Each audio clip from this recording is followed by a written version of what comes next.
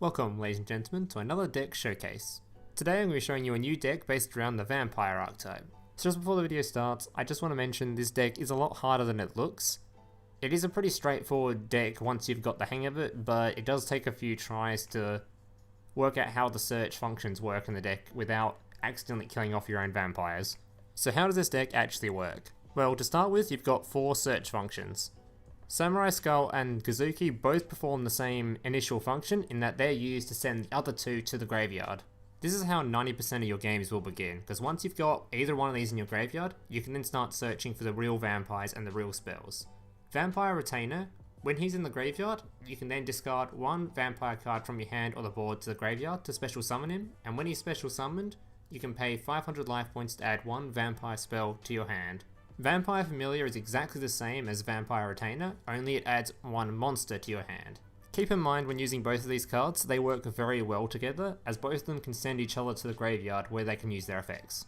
Just a couple more things to add before I move on to the actual cards you're going to be searching for. Gozuki has the added effect of when it is sent to the graveyard, you can then special summon 1 zombie type monster from your hand by banishing 1 zombie type monster from your graveyard. And Samurai Skull has the effect of when it is sent to the graveyard by your opponent's card effect, you can then also special summon 1 level 4 or lower zombie type monster from your deck, except Samurai Skull. Alrighty, so the spells you're going to be searching for are Vampire's Domain and Vampire Kingdom. Vampire's Domain allows you to conduct a second normal summon during your turn, as long as it's for a vampire monster. Keep in mind, which is very important, is that this can be done if Vampire's Domain is no longer on the board.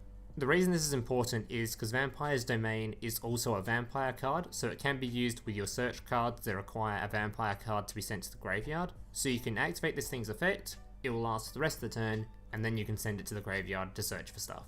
This card also has the added effect of whenever a vampire monster inflicts battle damage to your opponent, you can gain life points based on the damage inflicted. Vampire Kingdom has the effect that zombie type monsters gain 500 attack during damage calculation. It also has the added effect of once per turn when a card is sent from your opponent's deck to the graveyard, you can target 1 card on the field, send 1 dark vampire monster from your hand or deck to the graveyard, and if you do, destroy that target. So the main reason this is in the deck is not for its 500 attack buff, although that is pretty nice, it's actually because it has insane synergy with Vampire Grace. What Vampire Grace does is when she's on the board, you can activate her effect to send 1 card from your opponent's deck into the graveyard. You can choose between a spell card, a trap card, or a monster card. When it does this, obviously this will proc your field spells effect, which then allows you to destroy 1 card your opponent controls. Keep in mind that Vampire Grace also has the added effect of when a level 5 or higher zombie type monster is special summoned to your side of the field by the effect of a zombie type monster, whilst this card is in the graveyard, you can pay 2000 life points and special summon Vampire Grace. This applies to Gozuki and also the next card I'm going to be talking about, Vampire Scarlet Scourge. Vampire Scarlet Scourge has 2 effects. The first, when it is normal or special summoned to the board, you can then target 1 vampire monster in your graveyard, pay 1000 life points and special summon it to the board. It cannot attack during this turn though. The second effect of this card is at the end of the battle phase, if this card destroyed one of your opponent's monsters, you can then special summon that monster to your side of the board. The final vampire card in this deck is Vampire Lord. This card isn't exactly the best vampire, nor is it the most ideal card for this deck. It's mostly just in here because it has the fucking coolest animation I've seen in Duel Links yet. What this card does, if it is ever destroyed by an opponent's card effect and sent to the graveyard, during your next standby phase, it will be special summoned to the board. It also has some synergy with Vampire Kingdom in that if this card ever does battle damage to your opponent's life points, you can then send 1 spell, trap or monster card from their deck to the graveyard, which will proc Vampire Kingdom's effect and allow you to destroy a card. The rest of the deck is purely preference, as once you've got the core vampire cards in the deck, you can run whatever backline or whatever removal you want to run. Preferably, for me, I like to run Trundae, as Trundae allows you to instantly remove any backline cards, and since this deck has a ton of OTK potential, it's really useful when you're trying to OTK your opponent.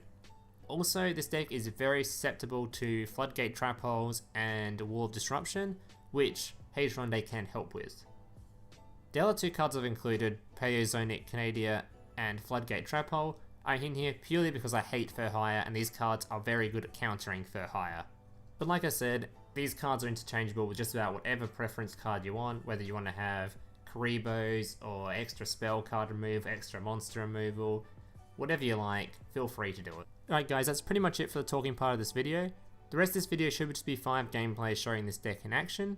If you liked the video, make sure to leave a like, subscribe if you're new around here. Thank you guys for watching, and I hope to see you in the next one.